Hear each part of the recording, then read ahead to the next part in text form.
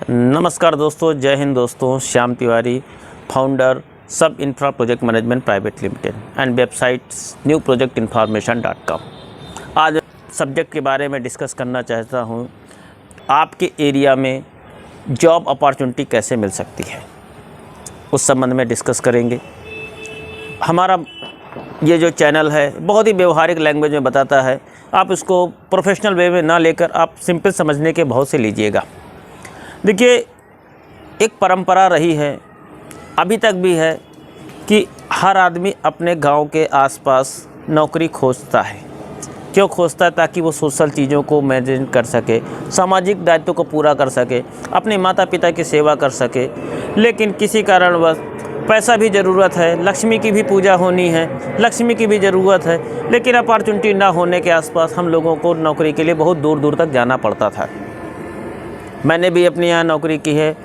अपने गृह जनपद से 120 किलोमीटर की दूरी लखनऊ में जॉब की, बनारस में काम किया, राजस्थान में काम किया, साउथ में काम किया।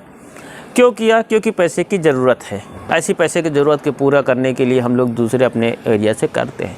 बट मन में क्या सोचते हैं, घर की रोटी अगर घर में मिले, आपको 2 रुपया कम मिले, लेकिन घर के आसपास की जॉब अपॉर्चुनिटी मिल जाए या बिजनेस अपॉर्चुनिटी मिल जाए, तो आपके लिए उससे बड़ा सुख कोई नहीं हो सकता है।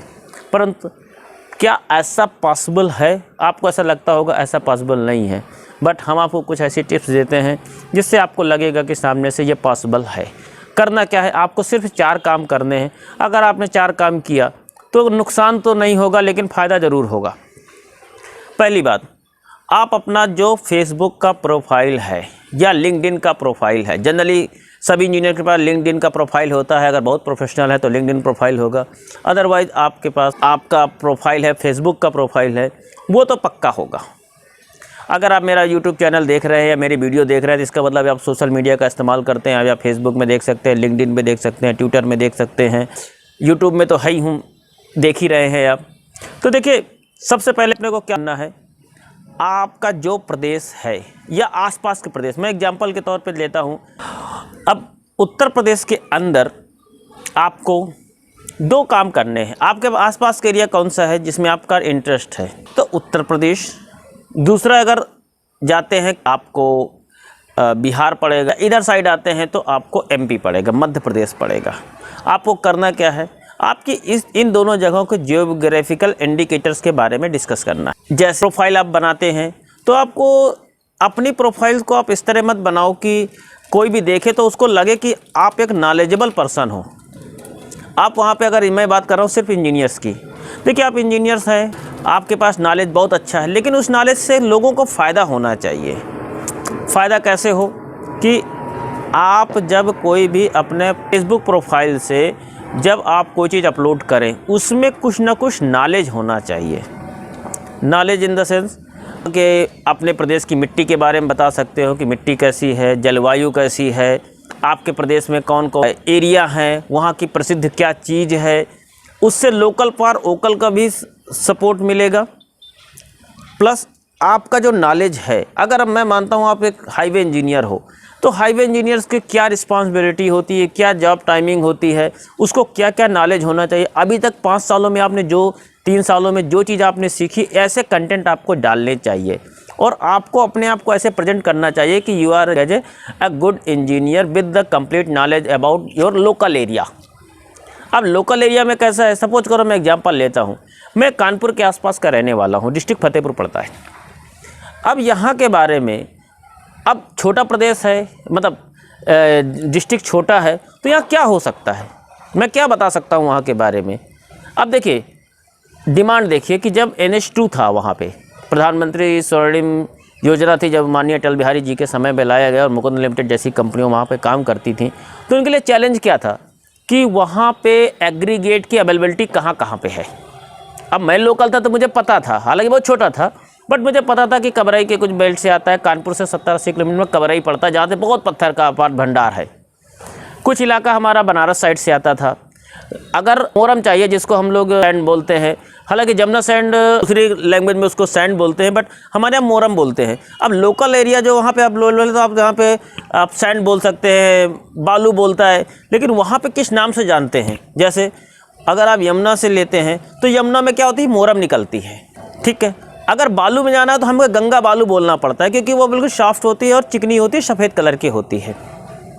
मोरम निकल यमुना से, बालू निकलती है गंगा से। ब्रिक कहाँ मिलेगा? ब्रिक का अगर फतेहपुर की बात करें तो सबसे बड़ा ब्रिक का भंडार है, जो जिसको बोलते हैं रेड ब्रिक्स बोलते हैं। ये आपको बहुआ बेल्ट में बहुत मिलेगा।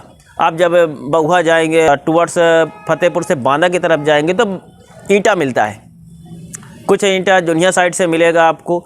मतलब ऐसी वीडियो बनाओ जिसमें आपको लगे कि आप बहुत नॉलेजेबल आदमी हो अपने एरिया के बारे में। ऐसे वीडियो मत डालिए जो किसी की भावनाओं को घृणित करे, उनसे कोई फ़ायदा नहीं होता है आपका बात करने से। लेकिन आप प्रोफेशनल हो तो आप कम से कम प्रोफेशनल चीज़ डालो जिससे दूसरे को फ़ायदा भी हो। अब इससे फ़ायदा क्या होगा?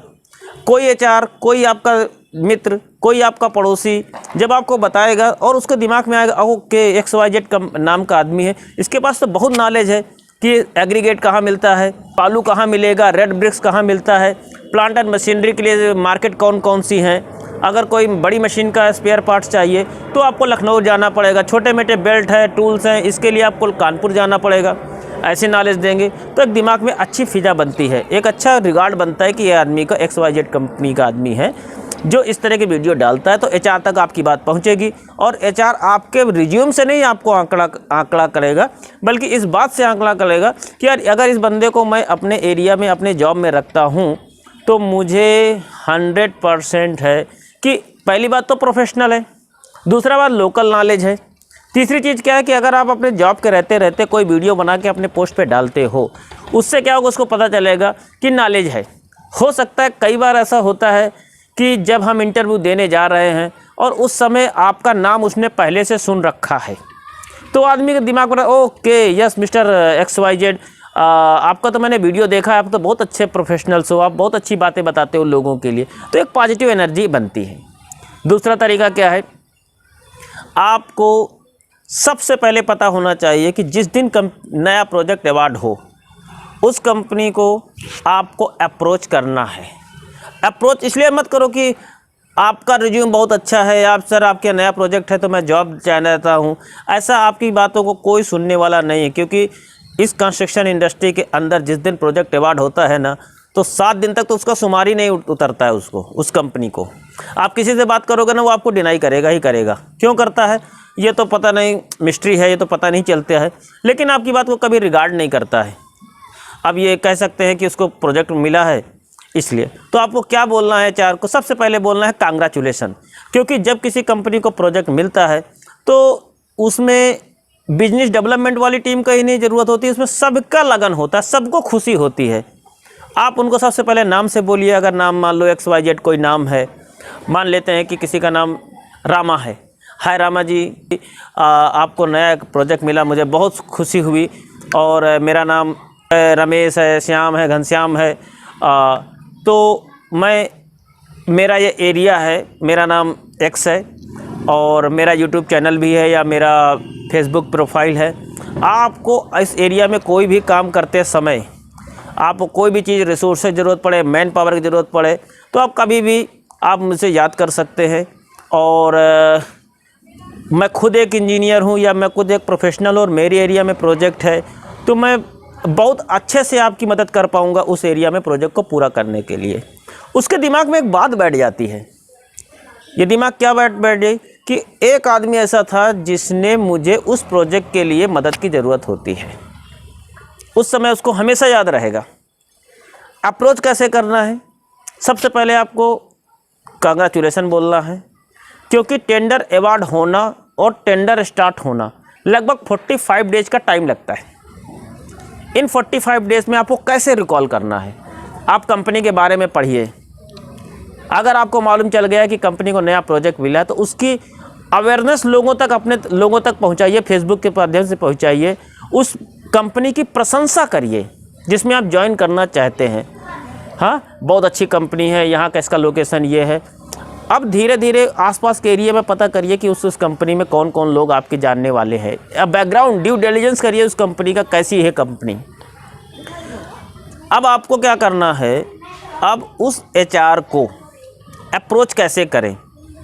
पहले तो कांग्रेचुलेसन हो गया, उनको सिर्फ इतना पूछिए, मैम मेरा नाम संजीव है, मैं आपको 10 दिन पहले फ़ोन किया था, अभी होप आपका प्रोजेक्ट चालू हुआ है, तो अभी वहाँ पे वैकेंसी आप किस तरह से निकाल रहे हो नए प्रोजेक्ट के लिए? आप सोशल मीडिया में उसको अपलोड करोगे, एसेंट में डालोगे या लिंक्डइन पे डालोगे, या कौन उस कंपनी का प्रोजेक्ट हेड करेगा? तो कुछ ऐसी इन्फॉर्मेशन से ड्यू डिलिजेंस निकालिए, बातों में ऐसा लगाइए कि वो जानकारी मिले कि ये एक बंदा वहाँ पे HR पर्सन है, वो कब कौन से प्लेटफॉर्म का इस्तेमाल करेंगे वैकेंसी निकालने के लिए। अब अगर naukri.com पे डालते हैं, उसको थोड़ा सा फाइंड करो कि naukri.com उस कंपनी के नाम से खोजो। naukri.com में अंदर एक फंक्शन होता है जिसके अंदर कंपनी का नाम लिखने से पता चल जाता है कि ये कंपनी में कौन कौन से वैकेंसी चल रही हैं। उसको कंपनी को सोशल मीडिया में आइडेंटिफाई करिए कि यहाँ से आपकी वैकेंसी मिल सकती है। समझ रहे हैं? ये काम आपको करने से आपको उस कंपनी के प्रति मिलेगा। अब आप देखिए, सही जानकारी होने से, अब अगर कोई कंपनी CC रोड का काम किया है, तो अगर आपने मान लिया कि CC रोड का है, तो आप उनको क्या अपना रिज्यूम में बताइए कि we are the expert in रेजिट पेमेंट्स या सीमेंट कंपनी के अंदर मैंने काम किया हूँ। उनको, हर कंपनी को वही जानकारी चाहिए जो जानकारी आपको है। उनको वैसे ही आदमी चाहिए जिसने CC रोड पे काम किया, उनको CC रोड का ही आदमी चाहिए। वो हाईवे प्रोजेक्ट के आदमी को जो बिटवीन में किया, उसको उतना रिस्पॉन्स नहीं करते हैं। दूसरा, रिज्यूम्स ऐसे बनाइए जिसमें वो चीज़ छलके। थोड़ी मेहनत करनी पड़ेगी आपको। जनरली क्या होता है, लोग एक ही तरह का रिज्यूम बना के रखते हैं, हर जगह वही भेजते रहते हैं। This is wrong practice. आप कंपनी के बारे में लेटर हेड लगाइए, कांग्रेचुलेशंस उनको बोलिए, कवर लेटर लगाइए, उस एरिया के बारे में कुछ ऐसी चीज़ बताइए कि उनको लगे सामने से कि ये बंदा अगर हमारे यहाँ नौकरी करता भी है तो इंगेज अच्छा करके रखेगा। अच्छी अच्छी जानकारी उसके आपके कवर लेटर पर, हालांकि पढ़े ना पढ़े ये उनका आउटलुक है, बट ऐसा रिज्यूम होना चाहिए कि जो लगे सामने से कि ये वर्केबल है। दूसरा, आपको अब ये होगा कि भाई आपकी बात तो सही है, नई प्रोजेक्ट की जानकारी कहाँ से मिलेगी? तो देखिए, आप गूगल पे जाइए, गूगल में ऐसी बहुत सी कंपनीज हैं जो आपको नए प्रोजेक्ट की जानकारी देती हैं, जिनमें से एक कंपनी है प्रोजेक्ट टुडे, टेंडर टाइगर है, 24/7 है, नेशनल टेंडर्स हैं, सोशल मीडिया है। तमाम तरह की ऐसी एक्टिविटी होती हैं जहां से आप उसको छूट सकते हैं। लेकिन अगर वास्तविकता में आपको चाहिए और अच्छी चीज़ें रियल टाइम पे चाहिए, तो मैं आपको एक वेबसाइट सजेस्ट करता हूं। अपनी ही वेबसाइट है www.newprojectinformation.com। ये वेबसाइट आपको रियल टाइम पे ऑल इंडिया में जितने भी स्टेट गवर्नमेंट के टेंडर्स, NHI के टेंडर्स, मोर्थ के टेंडर्स, उनकी इन्फॉर्मेशंस निकलती है, उनको हम लोग रियल टाइम पे पब्लिक में देते हैं। वहाँ से आपको प्रोजेक्ट का टाइटल, प्रोजेक्ट का डिस्क्रिप्शन, कितनी वैल्यू का प्रोजेक्ट है, कौन से डिपार्टमेंट से मिला है, किस कंपनी को मिला है, ये जानकारी वहाँ से आपको मिल जाती है। होप आप समझ गए होंगे कि नए प्रोजेक्ट की जानकारी से आपको किस तरह से अप्रोच करना है। दूसरा, अपनी सोशल मीडिया की प्रोफाइल को आपको बना के रखना है ताकि उसके अंदर नॉलेज शेयरिंग हो। आपको लोग इसलिए मत जाने कि आप इंजीनियर हो, आपको इसलिए जाने क्योंकि आपका प्रोफाइल इतना है कि इतना नॉलेज है, फिर आपकी मार्केट में नाम हो कि यार ये बंदे को फॉलो करो, इसके पास नॉलेज बहुत अच्छा है। तो होप आप मेरे वीडियो में हो। अगर इसी तरह के और वीडियो को जानकारी चाहिए, आपको और भी वीडियो आपको समझना है, तो आप मेरे चैनल को सब्सक्राइब करिए। तब तक के लिए धन्यवाद। जय हिंद।